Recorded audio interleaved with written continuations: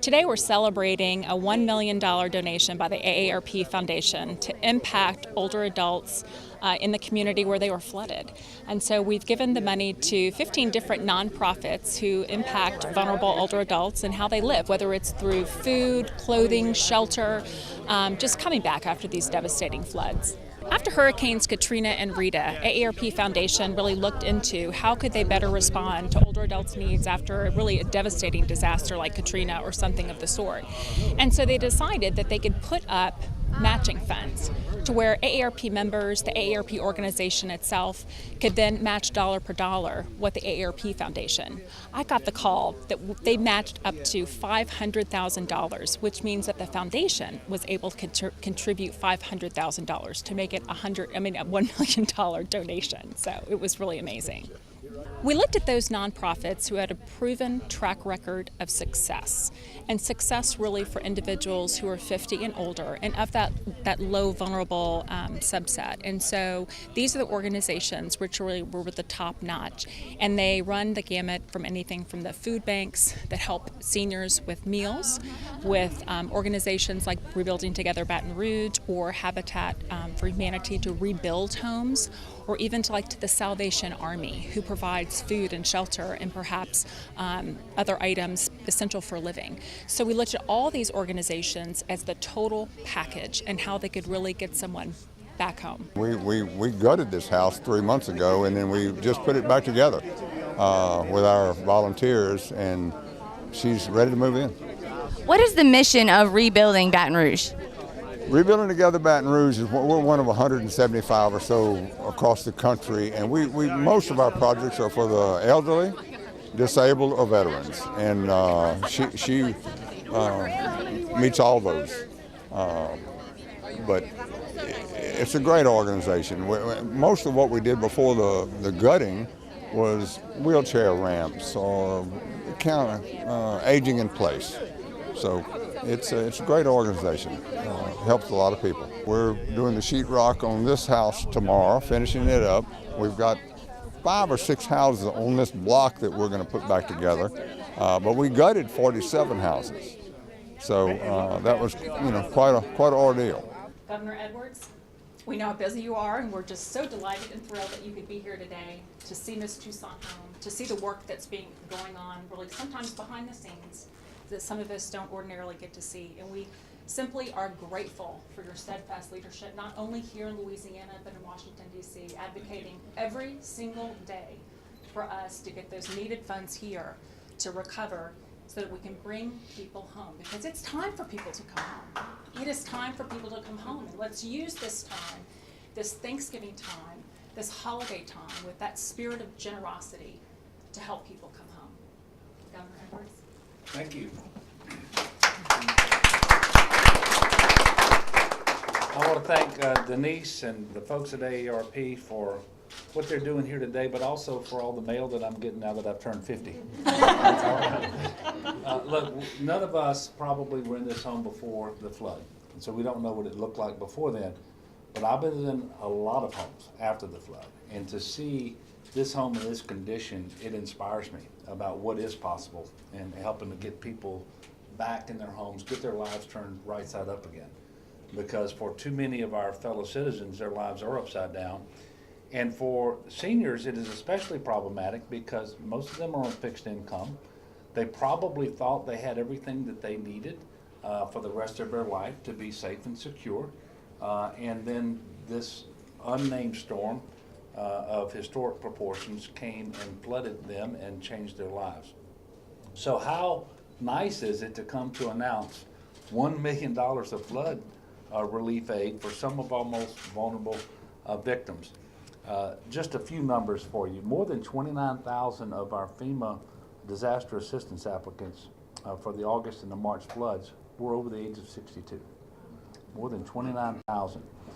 And those are the people, and others as well, but their lives have truly been turned upside down.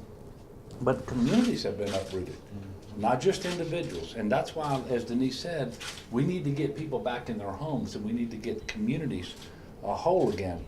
And AARP understands how difficult this is for our older citizens because they deal with that citizenry every single day. You all saw construction debris as you came here. What we call debris in the aftermath of a flood really is not debris at all. It is people's lives. If you had a chance like me to go through some of that, and what you saw were high school graduation photos, high school albums, photo albums from weddings. You saw all sorts of things that people held on to for a reason, only to have it placed on the curb to be picked up. So we're trying to make people's lives better as a result of this work. The Recovery Task Force that I appointed to lead our recovery effort, especially in housing, after the March and the August flood, did vote on a plan week before last, and we are excited about what we're going to be submitting to Congress. I will be going back to Washington tomorrow night to continue to work to make sure that we get the recovery assistance that we need to have a meaningful recovery program, especially in the area of housing. And we did prioritize low to moderate income people in Louisiana. I just want you to know that with respect to the August flood alone, 3,004 of the individuals who were in need of housing were over 62, did not have flood insurance, did not live in a flood zone. Their houses received severe to moderate damage. And so we are prioritizing those people. So as dollars become available, we hope to get out to everyone who needs the assistance, but we're going to prioritize that population as our first effort to make sure that we're doing what we can for the most vulnerable among us. And so the AARP Foundation is committed to ensuring that low-income older adults also, not just housing, but they also have food, transportation, sometimes the income that they need to survive. And they're doing that by raising $500,000 through the foundation, and then having AARP itself match that $500,000 so that we bring to bear a full $1 million. And this relief fund is going to make a tremendous difference.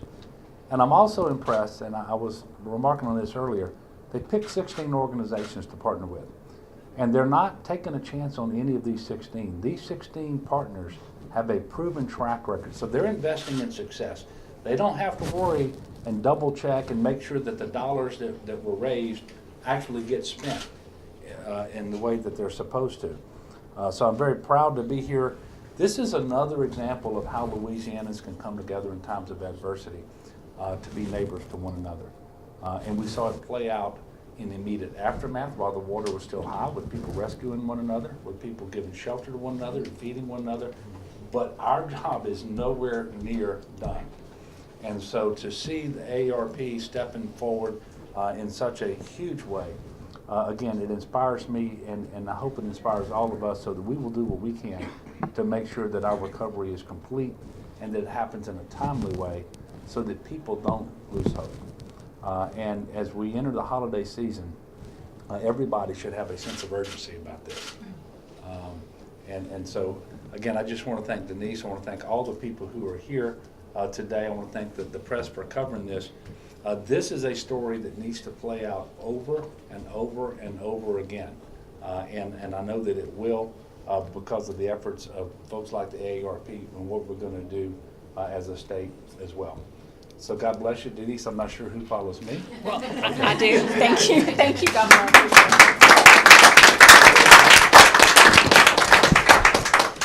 Well, certainly none of this could have been possible without the AARP Foundation. Shortly after the floods, I received a phone call from the foundation who said that they were going to put up $500,000 in order to solicit matching funds. And when they called me just a few weeks later to say that they had maxed it out and they had $1 million,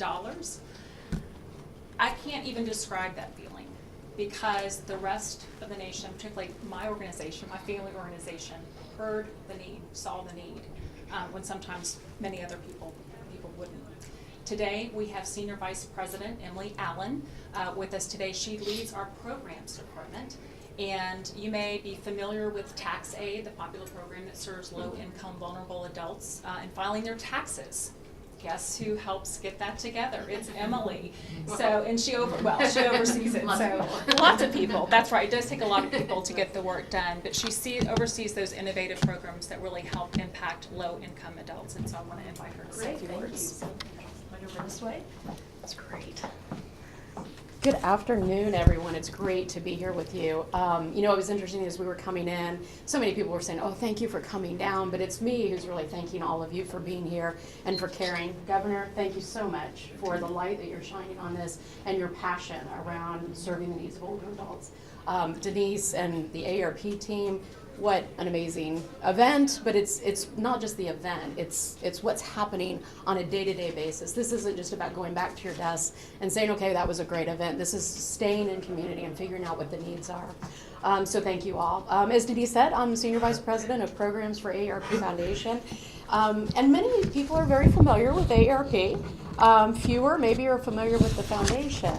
But in the foundation, we really work to ensure that low-income older adults have access to nutritious food, affordable homes, a steady income, and strong and sustainable social bonds. That theme of community has come up a couple of times here. This isn't an individual issue. This is a community issue. And the devastating impact of somebody feeling isolated after a disaster like this has long-term health consequences. We collaborate with great organizations that you see around me here today and around a commitment to innovation, thinking about how to solve problems in new and different ways. And only by doing that together can we really solve the big problems. And I have to give a shout out to our generous donors. This wasn't about just AARP Foundation putting up the money. Yes, we were the fund, but very excited that AARP was able to match. And I'm proud to announce that we are presenting a $1 million donation to 15 organizations that are helping the adults in this area get back on their feet after this disastrous flooding. These outstanding organizations work every day to help individuals at their most vulnerable. Think about that. We are all vulnerable at times, but think about at your most vulnerable. These are organizations that come together and provide support and help and hope for the future.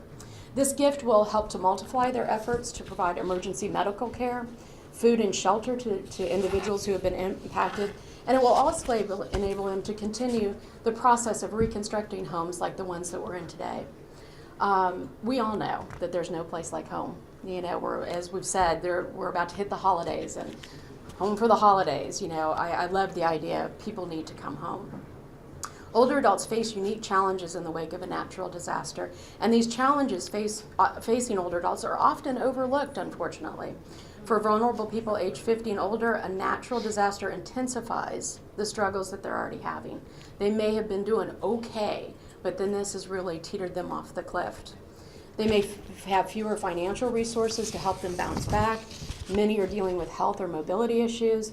And again, that feeling of isolation from critical support systems. AARP Foundation's relief work supports our core mission to create and advance the most effective solutions that help adults 50 and older secure the essentials. After Hurricanes Rita and Katrina struck the Gulf Coast in 2005, AARP Foundation developed a disaster relief fund to help vulnerable older adults rebuild their lives. To date, more than $6 million has been raised for local communities in need of disaster relief. We are so encouraged by this outpouring of support, but we know there's still a long road ahead. More than 7,400 donors contributed to our Louisiana relief efforts. Think about that, 7,400 people stood up and said, yes, I want to help.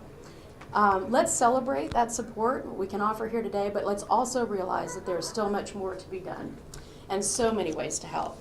I encourage you to learn more about these organizations and about AARP Foundation. I hope you'll find ways to get involved and support not only this recovery effort here today, but a thriving community for tomorrow.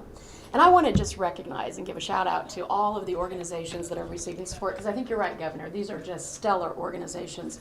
The Salvation Army, Southeastern Territory, Habitat for Humanity of Louisiana, Louisiana Association of United Ways, Greater Baton Rouge Food Bank, Second Harvest New Orleans, Direct Relief, Southeast Louisiana Legal Services, Council on Aging Livingston, Council on Aging Ascension, East Baton Rouge Council on Aging, Together Baton Rouge, Hope Ministries, St. Bernard Project, Rebuilding Together Baton Rouge, and the Catholic Charities Diocese of Baton Rouge. So I just really wanted to put a name to those wonderful organizations that are going to help, not only now, but into the future, help individuals really rebuild their lives.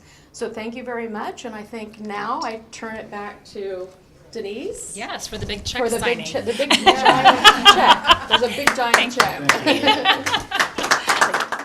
This is truly a celebration of people being able to come back home, but there is so much more work to be done.